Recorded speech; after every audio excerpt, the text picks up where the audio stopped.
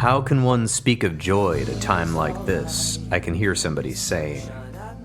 In this episode, Dr. MaryCatherine McDonald will explain how to find joy in the darkness and how simple exercises can help your mental health. The book is quite a paradox, as you will find if you read it. It is called The Joy Reset, and it focuses on dealing with the 6 key barriers to joy that most of us, or some of us, have found, such as hypervigilance, emotional numbing, fear of loss, cultural conditioning and conditioning, guilt, and shame. And of course, she is a researcher about trauma in the nervous system. She is a research professor of psychology and a coach who specializes in the psychology and philosophy of trauma. Her work focuses on thinking critically about how we understand, define, and heal from traumatic experiences. She has published several research articles and book chapters, as well as 3 books on trauma. In addition to her academic work, Dr. McDonald coaches individuals and corporations and creates trauma-based curriculums for nonprofit organizations and schools. So this interview is not just about what people I usually think conceptualize as joy. It's much deeper and much more profound, and I believe you're really going to enjoy this interview with her. She's quite a deep thinker. She walks the walk as much as she can. She's very authentic.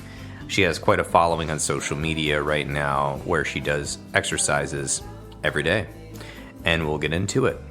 It's time for the interview.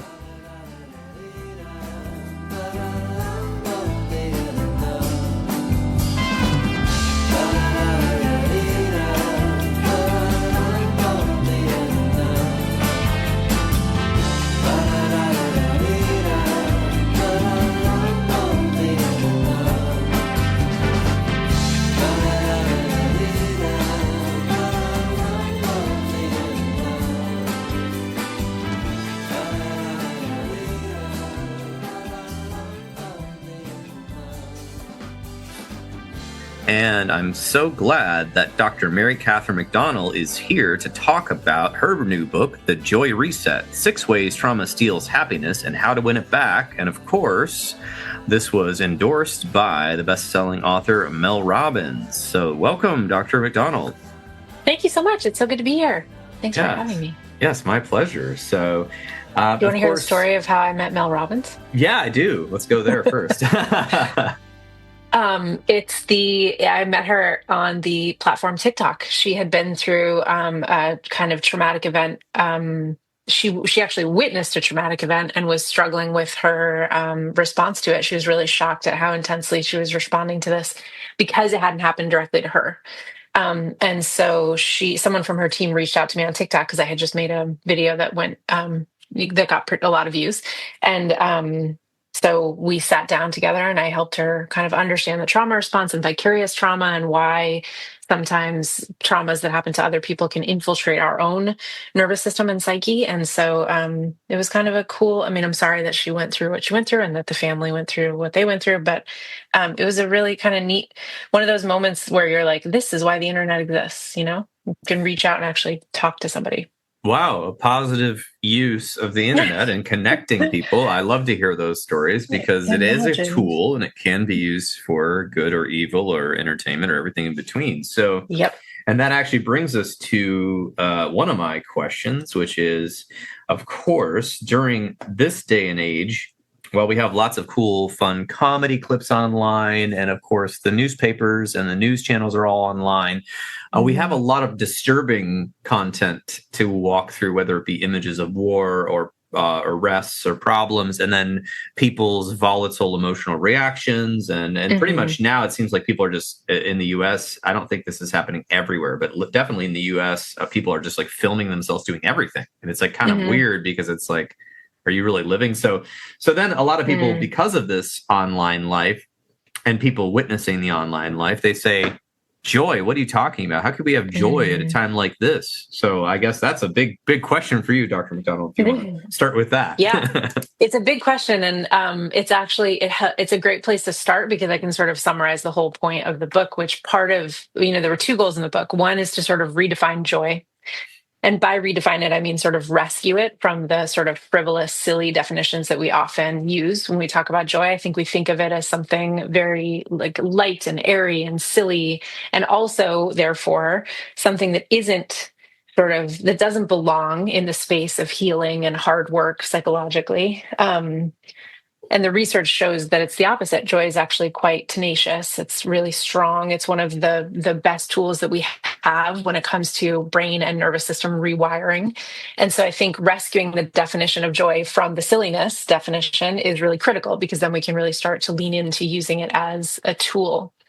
But the other thing that came up in the writing of the book and the researching of it was that I wanted to address the nervous system that is resistant to joy.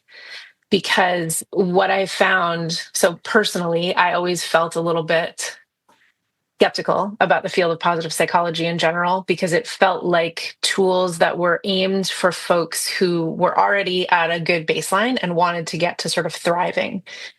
And what the research actually shows, and this started coming out in 2015, is that a lot of the tools in positive psychology are incredibly effective, like I said, when it comes to brain rewiring and nervous system remapping. But I didn't feel like the tools were really adapted for folks who are actually in the dark, right? Like people who are dealing with trauma or grief or the, strife that we are currently living in, at least in the United States. And so when I started doing the research, I started thinking, okay, how can we adapt these tools for folks who are resistant for various reasons? And that's where the subtitle of the book comes in, which is The Six Thieves of Joy and How to Outsmart Them, or something like that. I don't know the title. Yeah, the six ways trauma steals happiness and how to win it back. Got it. Yes, of course. Similar summary, yeah. Yeah. So I go through to get back to the sort of joy at a time like this. How could you? I go through six joy thieves, that are all adaptations from trauma and overwhelm and stress, and try to figure out how to outsmart them. And one of them is guilt. Mm.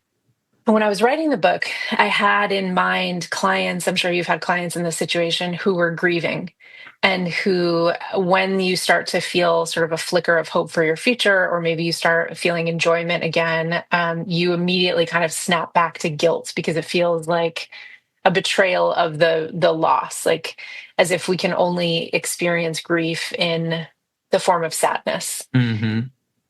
But then, as you know, when you write a book, you write it and then like 42 years go by and then the book comes out. Right. And so I didn't have any idea. It was well done before our current sort of political situation. And so I had no idea how it was going to resonate. And the thing that I've heard the most as I've been speaking about it and teaching about it this year is that guilt is coming up more than any other joy thief, because when things are going badly on a wide scale, we immediately default to guilt. If I'm having a good time in my life, or if I have a success, I feel bad about it, because I know it's happening against this backdrop of darkness, and so many people are struggling. And I think when we meet that resistance and take it seriously, we learn a lot. And I think if we look at guilt and joy, I think the important takeaway is that every moment that we spend imprinting joy is a moment that we are contributing to the collective calm. Every moment that we spend in guilt is a moment that we are contributing to the collective dysregulation. And so it's not just that like it's okay to experience joy at a time like this, but joy is a rebellion. It's a form of resistance, and it's really critical. Wow. Okay, that's an excellent reframe, and I do think, I don't want to tell everybody all the reframes, but I think that's a good start. Is that having joy at times of darkness, if you're doing it in an authentic way and not sort of in a bypassing way, can really help other people that are in your community, perhaps. Because that's different than saying, well, why aren't you so happy? You got everything going well. Why aren't you doing that? Like, kind of in that kind of guilting somebody into trying to feel better versus just trying to share maybe some positive moments, I guess. And is that what you're sort of saying? Yeah, and I mean, I think this kind of falls back to the definition of joy. We think of joy as this thing that we can only access when things are good, and I think what is actually true is that joy is standing there with us in the dark. It's just that we don't recognize it because we've misdefined it. And so in the story I tell, or in the book, I tell a lot of stories of my clients, but I also have my own where, if in some dark moments in my life, I'm sure your listeners can relate, there isn't ever just darkness. There are always these little peaks of joy that come in. And so one of the stories that I tell often is when, so my father died when I was 24, really suddenly, just absolutely out of the blue. And when I was in that grief state, I was really, really struggling. I would come home at work and just sort of lie on the floor of my apartment and just kind of wail. It was just impossible grief. And my future felt impossible. And every single day, there would be something that would sort of float in and interrupt that grief, that darkness, that was at that point the darkest place I'd ever been. And so it would be like a child laughing hysterically on the sidewalk, and that sound would sort of filter in the window. And then you sort of like, you just smile because it's contagious. Or, someone would be cooking food on the hallway of my building, and it was, I was like, oh man, that actually smells really good. I'm hungry. I can't wait for dinner. These little peaks of joy come in our darkest moments. And I think what they do is sustain us. They're anchors. And if we can lean into that, then we can get through a lot more than when we don't lean into that. Yeah, it does seem like sometimes when really bad things are happening, you can feel, like you said, guilty and also when you feel happy, like the fear of joy. I think you talk about fear of loss in here, but like when you feel happy, it's like, oh, but if I feel happy too long, then maybe this is going to go away. Yeah. And of course it's going to go away. That's right. That's not. And so then are you afraid to experience it? Are you restricting your experience, which is something we see with people with hypervigilance and trauma, is that they, and honestly, I think hypervigilance and trauma is getting worse, even if people don't have PTSD in our society. Oh, absolutely. We're afraid to kind of express positive feelings if especially having a degree of privilege in the United States, at least in some aspects of not, having to walk 5 miles to get water and wonder if my school is going to be blown up by bombs. It might be hurt by random shooters, but not by, bombs and these sort of things. So what are some ways that you try to practice maybe just like one of these exercises to help you with joy? Yeah, and we can definitely go through more than one. The one that I'm doing the most commonly in 2025 is called Tiny Little Joys, which is actually came out of my last book, Unbroken, which is about sort of redefining, re-understanding trauma and the trauma response. And the idea with Tiny Little Joys is actually, so in general, the goal is to notice small, joyful things in your daily life and imprint them, meaning, step into them a little bit, savor them a little bit, let yourself dwell and sort of revel in the joy for a moment, and then go back to your daily life, whatever that is. And the reason for this is because it's actually based in a little bit of positive psychology, but also Peter Levine's work on trauma. He's the founder of somatic experiencing therapy, for those who might be unfamiliar. And he talks about the importance of pendulation when you're healing from trauma, by which he means like, you're going to pendulate into, you're going to think of a pendulum in the way that it moves. You're going to swing into the difficult moment, and then you're going to swing back out. So the goal of healing is not to just stay with the difficult moment until it dissipates. It's to kind of learn this oscillation. And I think we are very quick to understand that that's necessary with trauma because trauma is triggering. But I also think we need to understand that for a hypervigilant nervous system, joy is triggering. And so Tiny Little Joys lets you sort of dip into a little bit of joy without activating your nervous system to rebel against it. And the other sort of layer to the practice, if you're working with someone who's really resistant to joy, is to start actually with a compost pile. So before you get into the joy and the gratitude and all of this other stuff, you write down what is shitty, right? Here's the compost, literally, here's the compost. Mm-hmm. I'm dealing with, my clients are really struggling in a way they never have before. I just moved and it's really annoying to try to find everything and unpack and redecorate. I got stuck in traffic today. The weather isn't what I like, right? Your brain is already thinking and kind of clocking all the bad. So write it down on a piece of paper and then take a deep breath and try to find something in your immediate environment that sparks just like a little blast of joy. So we can do that right now if you want. Sure, let's do it. If you are willing. Yeah, I'm up for it. Let's do it. Do you want to start with compost? Yeah. Okay.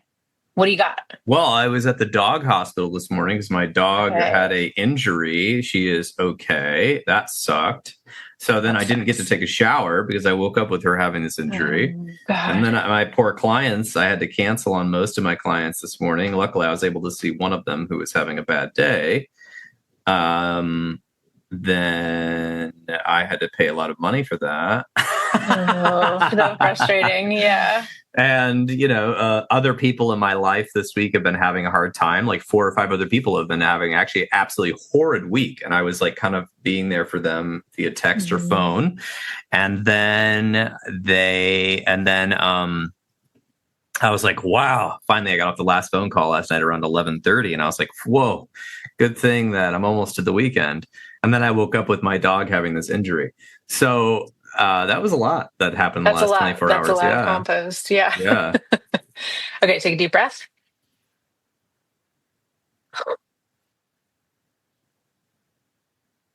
Okay. Now, look just in your immediate environment. Is there anything on your desk or around you that gives you a little feeling of joy, a memory of joy? Yeah. There's 2 things, actually. One is this Zen sandbox that my friend made me. Those. My friend made this. Her name is Kayla, and she made myself and some of our friends this because she was moving out of the state and she wanted to give us a nice memento. And she made this with her bare hands, and it's beautiful. It's beautiful. She did not buy it, and I like looking at it because it reminds me to take time to rake some sand and make myself feel better. And then I looked over here to my right, and I have a business card. Whoops. I spilled my water too. This day is amazing. No. Yeah, not hilarious. But I'm actually laughing at that now. Maybe this exercise is helping. But I didn't spill too much of it. But okay, good. That's why I have a bottle. But right, I see, this is hilarious. See, the universe is providing this. This will not be edited out. Yeah. I have a business card I made for because we're not going to use the video for this, but it's called violencepreventionhotline.org, which is the National Violence Prevention Hotline, which is a concept I created 8 years ago or 7 years ago, and I printed the business cards at the time to hand out at conferences.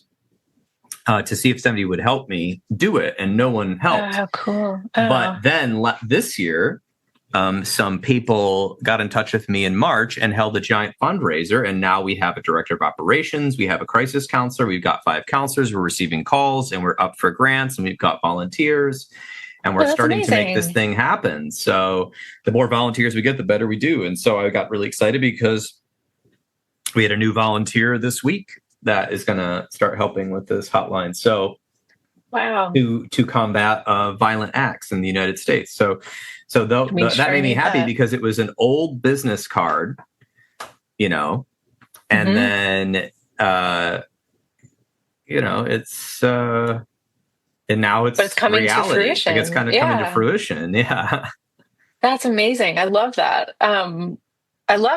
Okay, so as you sort of like imprint the joy, right? Like as you sink into it, what does that feel like?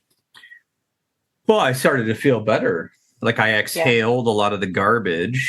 And I, kind of let that out, on the air. And then I looked around and basically saw that there was some good things in my life too. That, just because I have a bad day and, my dog, and then I can also think, oh, my dog's okay. She's going to be fine. And, this injury is fixable and it's not fatal and, anything like that. So, that sort of thing, I think is why I felt that way. Yeah. I love that. I think you just described so perfectly exactly one of the things that the practice aims to do, which is to kind of return you to a more holistic view of what's actually real.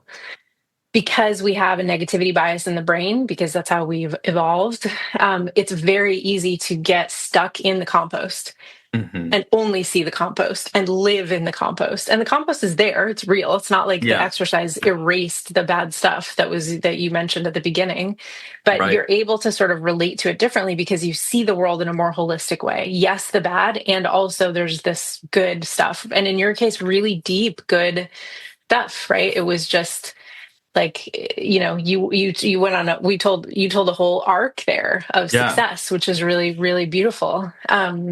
And so I that's exactly what the practice is supposed to do. I've been doing it every day on TikTok and Instagram, and that's not my jam. And it was almost, I was laughing when you said like the universe was sort of, laughing at you as you were doing this and whatever, because I have had probably one of the hardest years of my life, which was totally unexpected. I had mono, and then I had Bell's palsy. I had to have heart surgery. One of my friends died. Like really objectively bad things happened.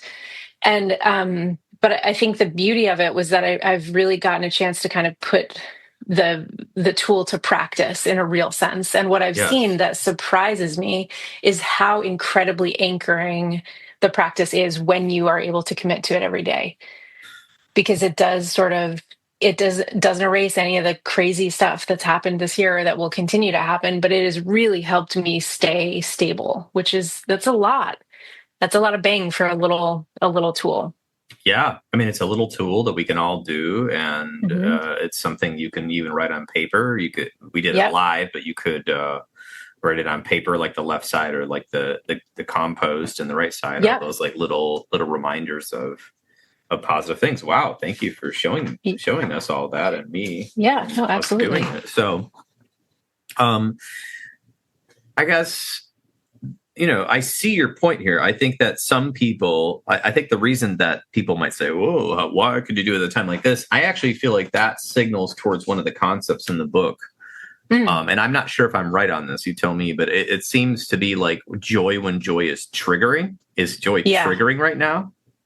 On the internet, people say, how dare you go celebrate and have wonderful dinners when the children in Gaza are starving? And your country's, supplying them weapons. What do you say? How do we deal with it if joy is triggering? Like people shaming you for having taking a small pleasure in your life. What do you do with that? Yeah, I mean, I think, and I've gotten some of that feedback, right? So I'm on social media, and I've gotten some of those messages, and it stings, and it's supposed to, right? Like that's the intent. And I don't want to minimize that, because I think that can really take the wind out of your sails in a lot of ways.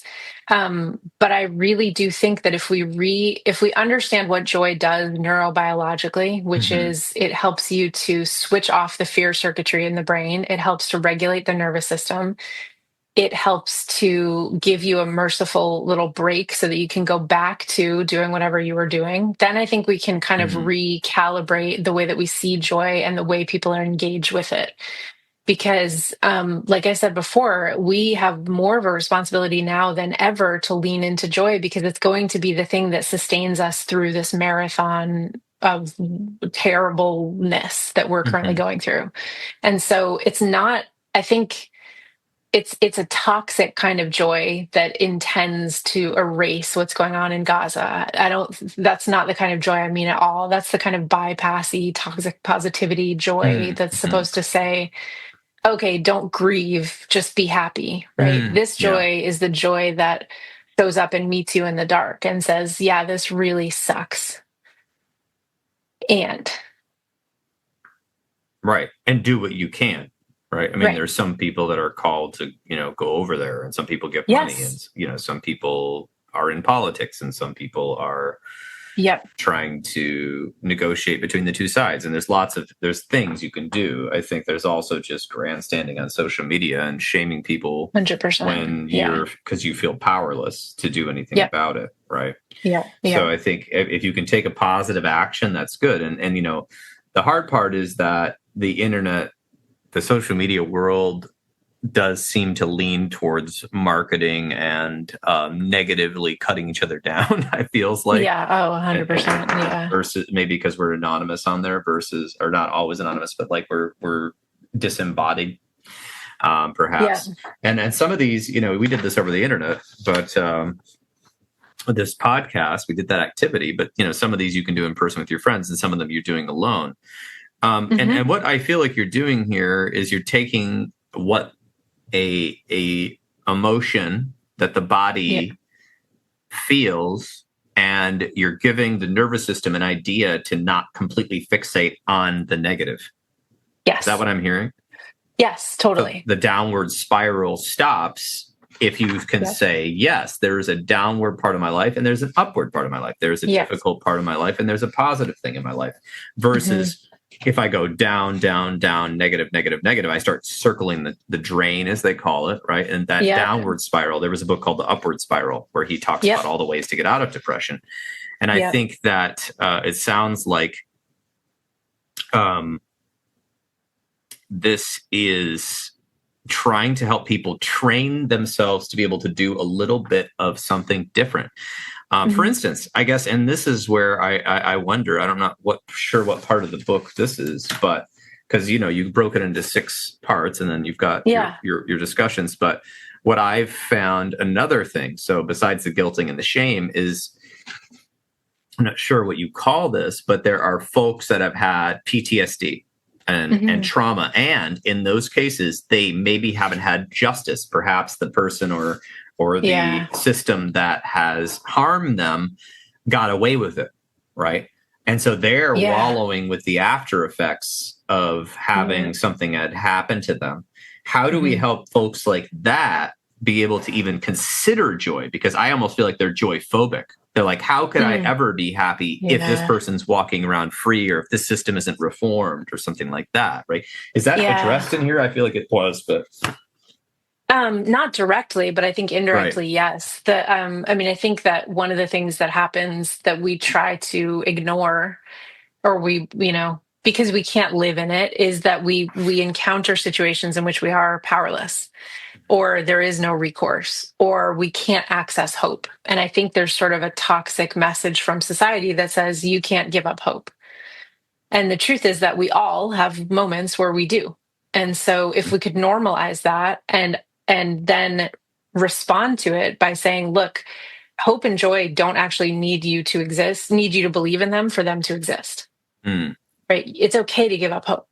And I don't say that lightly, like giving up hope is this then freeing thing that just, then you're fine, right? Giving up hope is a desperate, awful moment. And I think sometimes it's because of situations like the one you mentioned, where there's a moral injury, where you have no recourse to, there's no justice to be served, or if there is justice, it's not going to be. And I think the way to kind of respond to that is to move back into a space of agency in any way that you can. And that could mean authoring your own story. That could mean advocating for people who are in situations that, and giving them a form of recourse that you couldn't have, right? Things like that. And then I think, again, getting to the space where you can say, okay, whatever journey that I'm on to find recourse or deal or cope with this trauma, could I use joy as something that is going to sustain me through this? And again, giving it to yourself in these smaller doses so that your nervous system isn't triggered to rebel against it.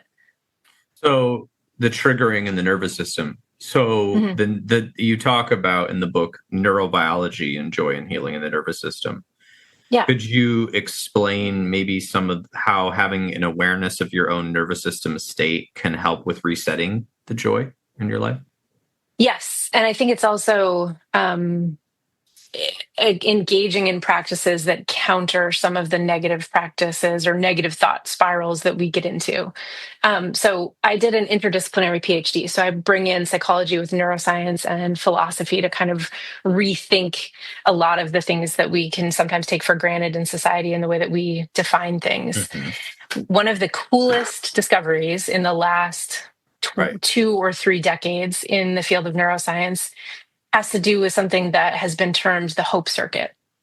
So just to geek out a little bit on the science for a second, if you think of your brain as a circuit board, and you can think of, like, if you've ever lived in an old house, you know that sometimes the circuits are counterposed, meaning they can't be on at the same time. So in my house, if I have the air conditioning on and I try to run a hairdryer or a microwave, the fuse will blow. The same is true in our own minds. And we understand this because if you're in a moment of fear, if you've ever been in a moment of fear, doesn't even need to be a big capital T trauma, just any moment of fear, you know that having hope for the future or imagining your next vacation, these things are inaccessible to you. When you're in that moment of intense fear, you don't hope. What they discovered in 2015, neuroscientists discovered, is that hope also has a dampening effect on fear. And so if you know that, you can then leverage hope practices that get you into the hope circuit, like tiny little joys or other practices. And by doing that, you are manually sort of turning on the hope circuit in your brain, which by definition shuts down the fear circuit. And that's going to have an immediate effect, but also a longer term effect, because you're every time you do that, you're also getting positive stress hormones instead of the negative stress hormones. And so all of these things can help you feel differently in your body. So I think it's about being aware of the triggers and how to counter them, but also being aware of, like, what can I do in my day-to-day life when I'm not in a moment of distress to help me access these parts of my brain and use them like muscles. I see. And so that could be the way the nervous system basically is able to build up some gray matter and some resilience against kind of constant fear, because I think fear is also a spiral. Absolutely. And basically that when one piece of fear can set our nervous system awry, and if we don't reset that, it can just set us up for more and more and more fear, to the point where we have chronic anxiety or chronic triggers and we're afraid of almost anything, right? Totally. And it doesn't have to be actually like something that scared us. It could be something that we perceived that could be scary, right? It doesn't have to be 100%. Like somebody, coming after us in a car, or, scaring us at a public event. It could be our perception of the news and how that might affect that.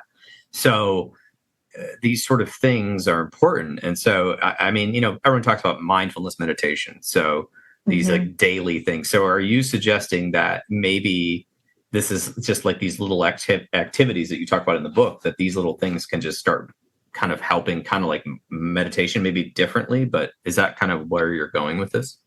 Yeah. And I love that you brought up meditation, because I think, as someone who specializes in trauma, I've been saying for a long time to kind of beware of the meditation trap. If you're dealing with PTSD or an anxiety disorder that is not in control, meditation can exacerbate all of your symptoms and make things feel terrible. But we don't talk about that in society. We pretend like meditation is the cure-all, and we say, if you can't do it, there's something wrong with you, right? And that's a problem with the way that we view these things.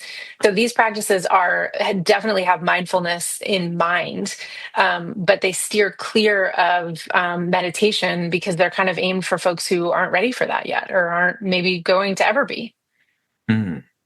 I see. Yeah. I've heard that, I've seen anecdotally, at least, that some people cannot do mindfulness meditation due to trauma and PTSD and anxiety. It just doesn't work for them. Sometimes active meditations can work, but I think all of your activities are active. So active meditations are different. A lot of people don't know the difference between those two, but mindfulness is, of course, noticing and breathing and all of these things you could go into in breath work, but active meditations are more like transcendental meditation and mantra-based meditations.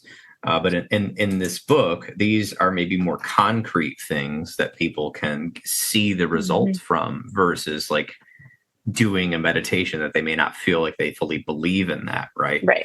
And while you don't have to believe in meditation, obviously it's the same thing. It's like why some people swim and some people run and some people lift weights and some people lift the remote control. Like we all have our own preferences of how we want to, move our bodies in the world. So why wouldn't we have our own preferences on how we exercise our minds, right? Some people are really into true crime podcasts. I don't understand that. I'm a therapist. I already hear enough about real crime in my office. And, some people like gross comedy. Some people like sci-fi. Some people like fantasy. Some people don't like any of it. They just want to read biographies and autobiographies and things like that. Yeah. And so it's the same idea. It's like these exercises can be a different way or a different avenue for folks, especially people with trauma and anxiety and depression too,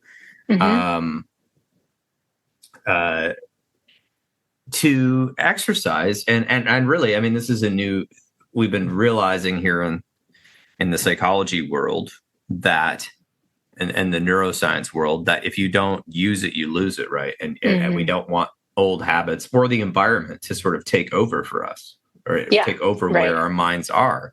So we do have to exercise our minds just like we have to exercise our bodies. And we are exercising your mind. So every time you scroll on the internet on the doom scrolling of news and horrible comments or whatever people are writing to each other and fighting, you are exercising your mind, just maybe not in the most healthy way, right? Just the same way as when you go out and go on a nature hike or see a friend and play a fun game or take people out to dinner or cook for food for them at your house and spend quality time. That is also exercising your brain. Yeah, 100%.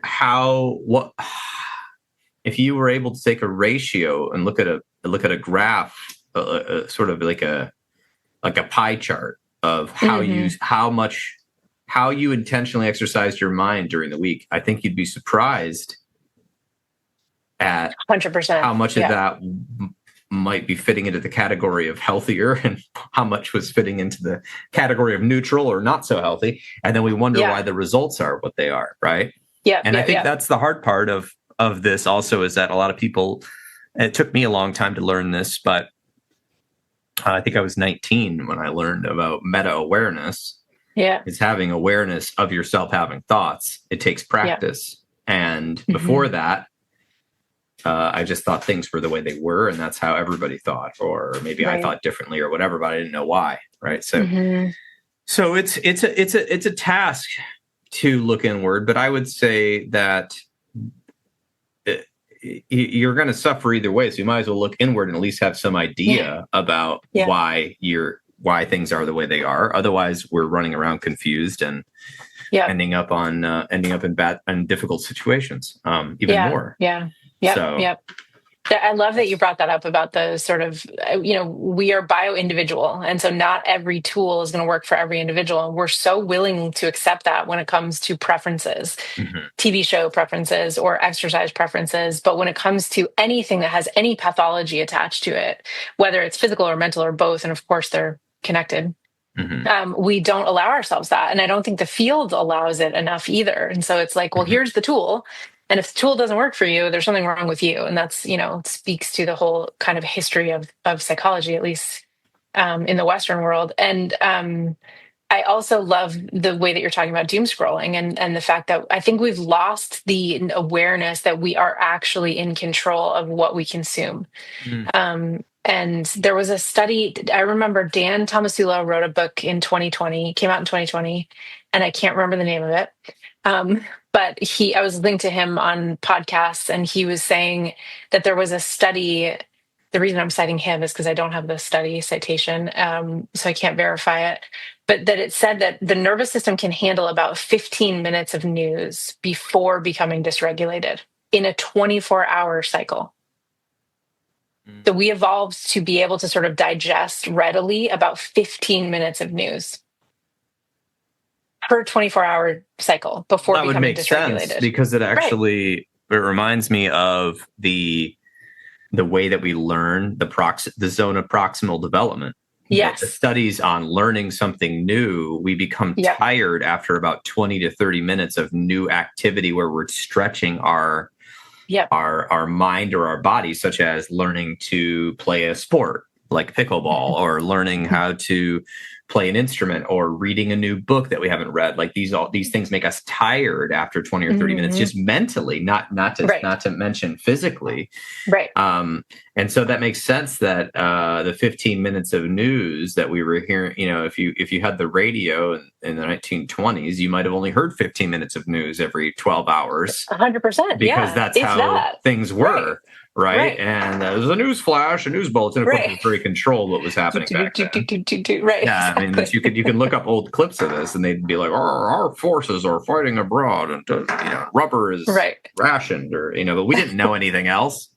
And then Theodore Roosevelt would or was it Teddy? Who read bedtime stories? Is that Franklin Roosevelt? Oh, I don't know. That's hilarious. One of the presidents. I'm going to fail my history. People are going to write in and be like, was it Franklin Delano Roosevelt, the one in the wheelchair? Anyway, FDR. Yeah, he was like reading bedtime stories by the fire. Oh, I love that. So what a wild change we are now, where I feel like I honestly, my partner, she thinks that a lot. I mean, she's sort of opined when things in our political and news world, that there's a small amount of facts and information and a large amount of drama and hyperbole.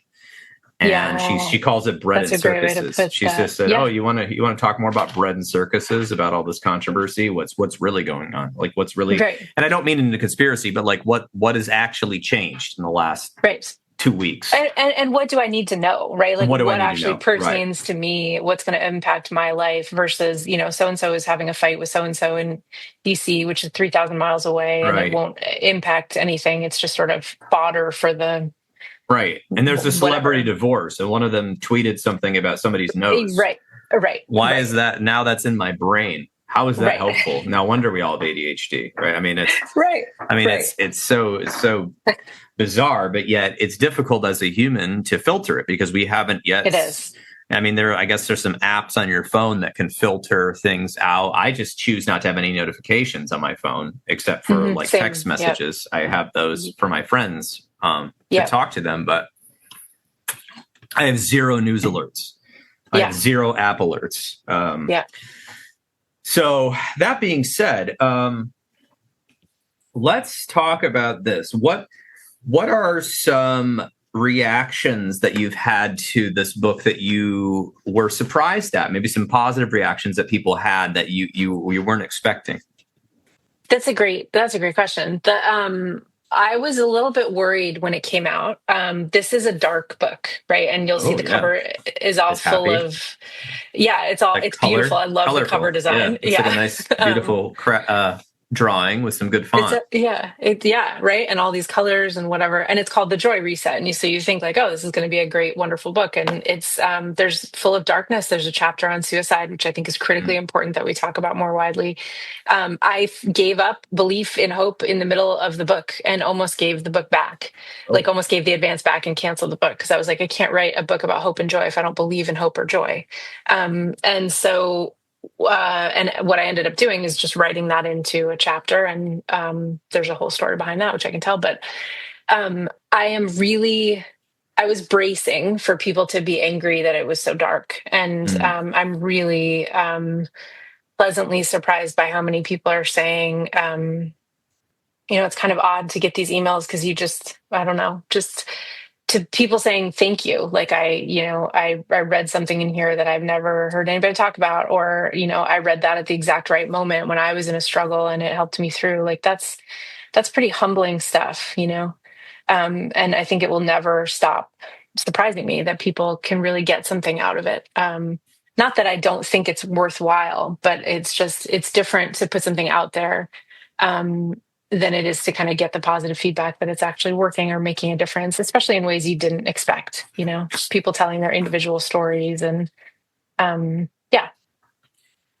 Well, I think that's good. I mean, that's the fun part about art and literature. You put it out there, and you never know what you're going to get. So it's possibly a lot different than what you might have imagined. And that takes courage and bravery to put something out in the world, especially today, where I do believe there's a whole brand of online critics who make a living by trying to find something controversial within your pages and then trying to personally come after you. I don't know if that's happened to you, hopefully not. But somebody called my last book the pick me of the trauma books. Are you serious? Yeah. Oh wow, so nasty. Which made me laugh. And and to those folks, I always say, please let us know when you write your book and produce your first movie, because I've never seen anything except your silly critical videos that that you so bombastically declare. So right. People sometimes. So I'm a philosopher of psychology. Philosophy of psychology, as you probably know, is a whole field. But some people I had a video go viral in 2020, which was horrifying to me because I never expected that to happen. And it's actually horrifying, like experience. But people came after me, like pretending I was lying. They were saying, like, you're lying. You're trying to write about psychology and you're a philosopher. And it was like, okay, like everything I've ever written is available online for free. Like there's no, and also what would be the con? Like so I think that just made me think of that when people come after you, like they're trying to find the scandal. I promise I'm not that interesting. Wow, people are so bored. My God. Right. That just sort of sounds like accusing somebody of selling snow cones when they're an ice cream maker. Like, I don't understand. Like, they're both cold. You can use both. I'm authorized to make both. I have a food license. Like what is the difference here? So, so that makes me wonder. What are you doing with the book? Like, you're going on podcasts? Are you trying to go to any conferences? Are you going to try to develop a workbook? Are you, hoping for maybe a sequel or a totally different topic in the future? What are you doing? Yeah, good question. So right now I'm working on a curriculum. And so I've been kind of bringing together the work from the last book and this book, and I'm trying to build a curriculum for K through 12 to kind of advance or to add to some of the amazing work that's already happening in social emotional learning in the schools. Because I think that so many of these tools they are so effective for resilience.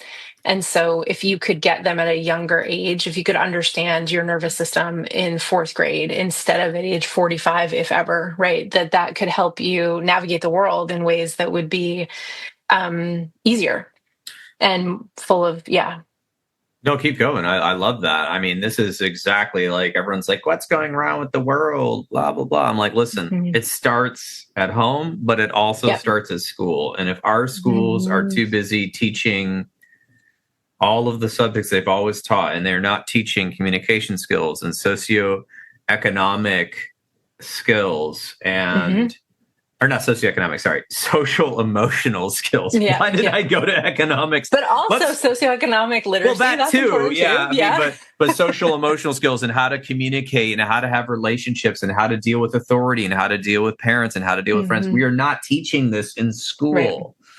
And then we're like, why can't anyone get along? Why does everyone yell at each other? And it's unreal to me that we haven't, as a society, brought these as mandatory classes. I do not understand it. So if you can get your stuff into schools, I will be so happy. I feel like thank you. If I had one magic wish for the school system, they would require some type of psychology course of applied to yourself at home with practice from kindergarten to senior year. Whatever it be. And it's not brainwashing. It's just teaching people skills so that we don't beat each other up and blow each other up and cause havoc. I mean, it's unbelievable to me. So I'm a champion of that. And I hope that occurs in the public school system. I don't know what that's going to take, but I think it's about time. So same. I mean, I like my job, but let's face it, our clinic's overflowing with people needing therapy and therapists' jobs, because why? Now there's the normal life stuff that's always going to happen. Transitions, grief, death, marriage, divorce, babies having problems, children having issues, learning issues, disappointment, and the regular depression, anxiety, and things that happen. But there is a large amount of people coming into our office because they have been in situations in schools and in workplaces where people have horrible communication skills, awful socio-emotional skills, and bullying and these sort of unnecessary violent things. And I feel like that's all preventative. So I'm loving that you're going to try to do 100%. That. Yeah, thank you. I totally agree. And I think like we really could change the world if people had access to more knowledge about themselves and could, then be more discerning. And then the other thing that I'm working on right now is a book on grief. That's my next, my next frontier. So you're going from all the way from joy to grief. That's amazing. Yeah. Well, and it's funny because at my first teaching job at the first university I taught at, they kind of they nicknamed me very sarcastically Dr. Sunshine, because I was I was studying combat PTSD, and then suicidality, and then mourning child loss, and they were like, what are you going to do next, Dr. Sunshine? And so I've sort of taken that on as a badge, right? Like, this is actually, I'm Dr. Sunshine, right? Call me whatever you want. I'm going to talk, I'm going to stand with you in the darkest thing. Let's find it. So grief kind of seems to be next. And it's definitely a theme in my life. So. Yeah. I mean, I unfortunately, not to be gruesome, but I feel like the older we get, grief becomes a theme. I mean, there's no way around For sure. that. Like if you live to outlive your parents and some of your friends and other people from your life, there's inevitable grief and your pets and all of that. So that's a thing I think we as a country could also learn to see as part of the natural progression in our lives. 100%. I think there's entire industries predicated on avoiding grief. Oh my God, yeah. We live in a grief-phobic society. We don't. You're told you have 3 days. Go by yourself, alone. Do your thing, and then come back into the world and don't talk about it again. We even get 3 days. So who gets 3 days? Sometimes, right? Yeah. I was teasing, but I think we're also death phobic, but that's a whole nother. That's your next book. After that one. After that. So, but I do think that it comes back to kind of like almost that acceptance and commitment therapy, where this basic acceptance of difficulties in life sets you free to actually have a better life, and the acceptance of grief and difficulties can actually make room for joy. And that's kind of what I'm seeing here. Now, even though this isn't an ACT book at all, you go into the philosophy of it. And the philosophy is just as important as the skill. In fact, possibly more so, because you have to orient around the paradigm so that a client 100%. Or a person who's reading it can just really grasp it, because we're multi-faceted beings, and we have the capacity for a great depth, but also sometimes we don't want that, right? And so we sometimes need little tools that can just get us through a tough time, or really, there's the folks, and I know you address this in the book, we don't need to go into it, who are having a good time and they're afraid to express their joy. Right, they're dampened by something. Yeah. And I'm going to leave that for the mystery of, you have to buy the book now. Yeah. The best part about books these days, and I'm not gonna rip on the publishing industry, but the prices have been about the same for the past 20 years. Yeah. They're $15. They used to be $15 for so long. Now they're $19. Okay. Yeah. I'm sorry, but some people go to Starbucks and get like a Frappuccino and a muffin that's $18. Okay. So you can afford a book and it'll last longer. So, and then you can sell it at a garage sale or on eBay or whatever they do, or you can just give it to some child. Or donate to a classroom without supplies. So anyway, sorry, that was a little cynical. No. But we can get cynical about the publishing industry. I'm ready for that. Oh yeah. I don't know. Who's your publisher? Oh, it's Hachette. Oh, Hachette. Yeah, I know them. Okay. Yeah. They're a big one. They're close to Penguin and Macmillan and Simon & Schuster. So all out on the East Coast. So very cool. Yep. So what? Let's close with this. What is something that you are doing right now that maybe isn't in the book that you're trying to do to bring a little joy into your life? Maybe something you discovered after you wrote the book. I know that's silly, but I'm just trying to challenge you. No, I love that. It's funny. So you do the book, and then you do these podcasts and these speaking engagements and whatever, and then you immediately wish that the podcasts and speaking engagements happened while you were writing the book, because these people have these amazing questions and ideas that you could have folded in to the book, but you can't because it's out now. And so one of the things that has been popping up a lot is this idea of guilt and joy and like the collective nervous system. And I think that if I could go back in time and write the book now, I've been thinking a lot about the collective nervous system, because I think because we're in pain and we're in a dysregulated state, you see that everywhere. So if you go to the grocery store or you're on the road driving, you see the dysregulation, you see the rage, you see the lack of resource all over the place. And I think, again, this is where joy and hope can be really powerful, because these things spread. I also think the other thing I'm thinking about, I did write a chapter about existentialism in the book, but I would have liked to have written more about absurdism, because I think we see the power of humor, the subversive power of humor and absurdism to kind of upend moments where we feel powerless. And so those are things I've been kind of musing on recently. I like it. I'm not going to press further because I think that's a good point. That's a good point right there. Well, I mean, this is phenomenal. I see the depth in this, and I'm excited. I hope some people really read it and are able to gain something from it, or maybe they'll just follow you on social media. I guess you have a following on there. Are you? I'm going to post your links in the show notes, including your website and the where people can buy the book. But how can people find you on the good old social media that we're all addicted to? The good old social medias. Yeah. Yeah. How do we get on there? I have the same handle I'm on TikTok and Instagram at the moment. And it's just mc.phd. And then you can join our tiny little joy practice, which has grown into this amazing little community. And because your Dr. MaryCatherine McDonald said MC is like a little nickname. Holy cow. Yep. You got 49,800 and something thousand followers. This is pretty good on Instagram. I don't know how many you got on TikTok, but that's pretty good.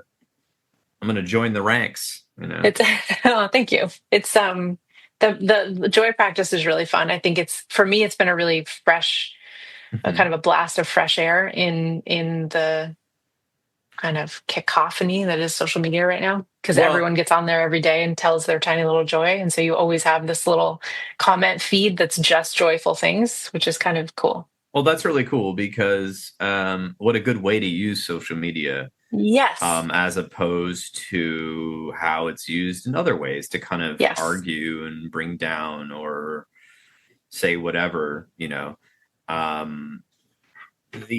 idea that you're actually showing that you're trying to walk the walk, which is a very difficult thing, especially in our field in psychology. We have all these great ideas for everybody, but how do you actually implement it? And it's messy when you implement it, but it can be very, very freeing and beautiful, because then people kind of make their own version of it and kind of, can create their own, joy ideas off of yours. So that's really cool. And it spreads. Yeah. So it does. Exactly. Well, that's amazing. Keep up the great work, Dr. McDonald. Oh, thank you. Okay. So this is my last thing here, which is, of course, the thing where you say something to the audience. And it doesn't have to be the general audience. It could be just somebody you have in your mind that you just wanted to always say something to them about, maybe, joy or hope or love, or maybe you're annoyed at something. I don't know. This is sound off. Sound off. The thing I want to say is that joy is coming, even for you, even if you're resisting it.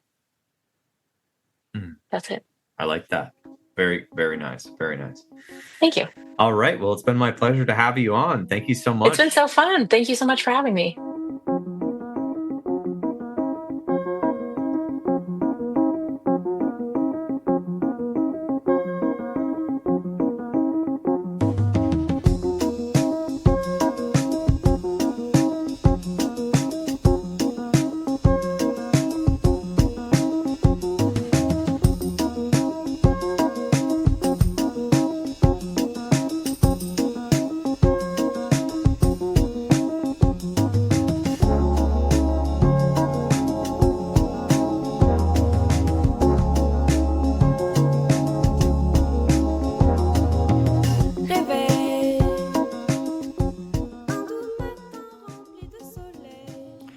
And there you have it.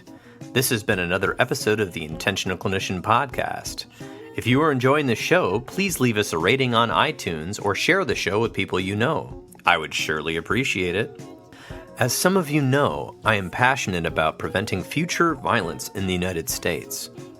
I have started a nonprofit with colleagues called the National Violence Prevention Hotline, which is a 501c3 organization. We are endeavoring to gain funding and collaborators and volunteers so that we can start a 24/7 hotline and chat line to reach potential perpetrators before they may act violently. It is a bold effort to curb violence and save innocent lives by working to connect with potential offenders while they are in the planning stages of violence, help to de-escalate them, and provide resources so that they can get appropriate professional help. The National Violence Prevention Hotline is looking to open up a conversation about violence in society, the causes, and the solutions. You can learn more by visiting our website at violencepreventionhotline.org. You can get involved by writing your congressperson from our website, sharing it with your network, or even donating to the cause. If you are looking for an EMDR International Association consultant, I am a consultant and I can help provide 20 hours that you need to become EMDRIA certified.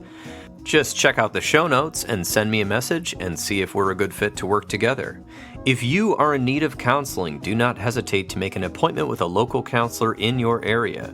You can also make an appointment with the excellent clinicians at Health for Life Counseling in Grand Rapids as part of the Trauma Informed Counseling Center of Grand Rapids by visiting www.healthforlifegr.com. And if you are in the state of Michigan, you can also schedule a telehealth appointment. The recording you just listened to consists of the personal opinions of Paul Krauss and his guest, and while these are based upon the literature they have read and the experience in their respective fields, the information on this podcast should not be viewed or thought of as the definitive opinion on any subject. Listening to this podcast is not a substitute for treatment. If you're in a crisis, please call 911 or the National Crisis Line at 988. Support your local bookstore by shopping at bookshop.org. That's www.bookshop.org. It donates a percentage of sales to local bookstores all across the United States, which I think gives character to our cities and a place to hang out and a place to explore. You can order from the comfort of your own home online while supporting businesses near you. If you are a therapist and you are not involved in your local counseling or therapist or social work organization, please get involved to at least pay dues so that we can have lobbyists help keep mental health care accessible at the government level, and also expanding into schools and other places that need it. And also, if you didn't know, counseling organizations and professional organizations are working to keep us from becoming gig workers for a lot of large corporations who are coming in and trying to buy up local counseling agencies or basically pay you what they pay for people to deliver food to your house. So, get involved. Until next time on The Intentional Clinician, I wish you all a safe and peaceful week.